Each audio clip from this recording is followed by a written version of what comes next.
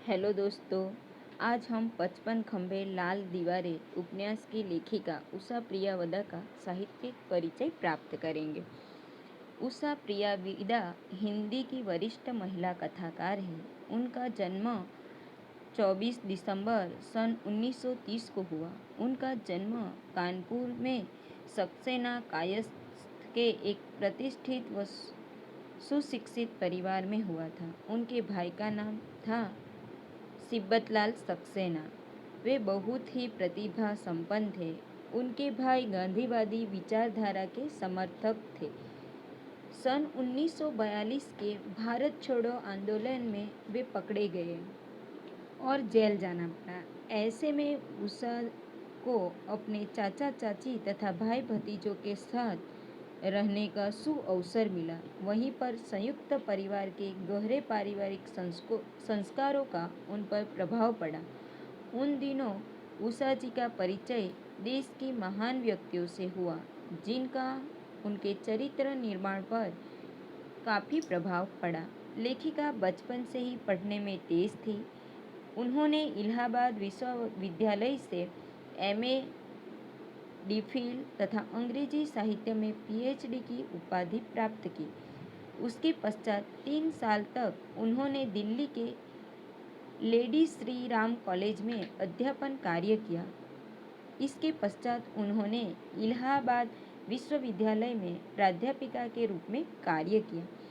इलाहाबाद से वे full bright scholarship पर America चली गई, जहां ब्लूमिंगटन इंडियाना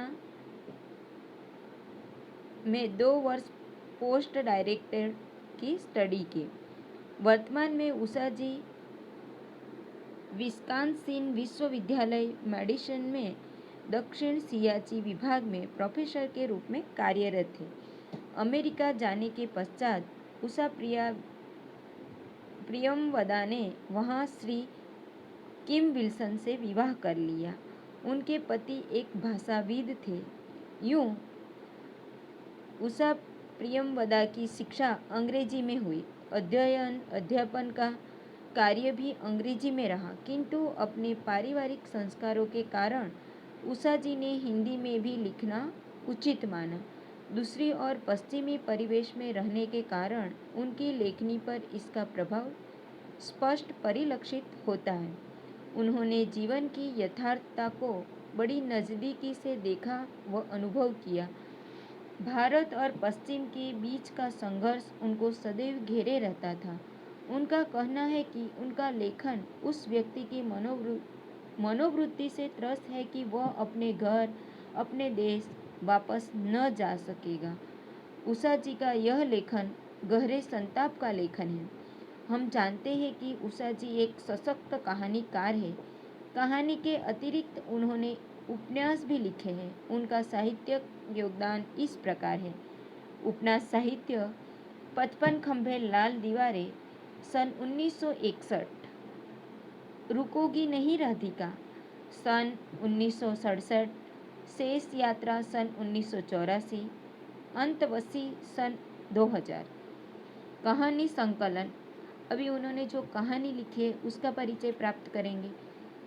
पहली कहानी उनकी थी एक कोई दूसरा सन 1966, जिंदगी और गुलाब के फूल सन 1969, कितना बड़ा झूठ 1972, मेरी प्रिय कहानियाँ सन 1974, शून्य तथा अन्य रचनाएं 1996। इसके अतिरिक्त उन्होंने अंग्रेजी रचनाएं की हैं। उन्होंने मीराबाई, सूरदास जैसे हिंदी के भक्त कवियों के संबंध में अंग्रेजी में लिखा है। हिंदी की कई प्रसिद्ध कहानियों का हिंदी में अनुवाद भी किया है। उन्होंने अपने कथा साहित्य में नगरीय परिवेश के बड़े ही अनुभूतिपूर्ण चित्र प्रस्तुत किए हैं। आधुनिक जीवन की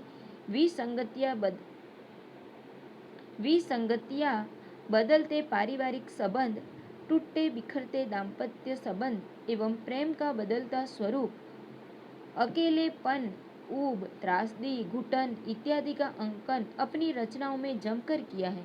उषा जी के कथा साहित्य में वैयक्तिक एवं सामाजिक दोनों प्रकार के मूल्यों का अंकन किया गया है। उन्होंने नारी मन की सूक्ष्म अनुभूतियों, भावों तथा संवेदनाओं का अत्यंत सूक्ष्मतापूर्ण चित्रण किया है। उनकी रचनाओं के विषय है शिक्षा एवं आत्मनिर्भरता के कारण आज की नारी की बदलती मानसिकता और अहम का सूक्ष्म चित्रण।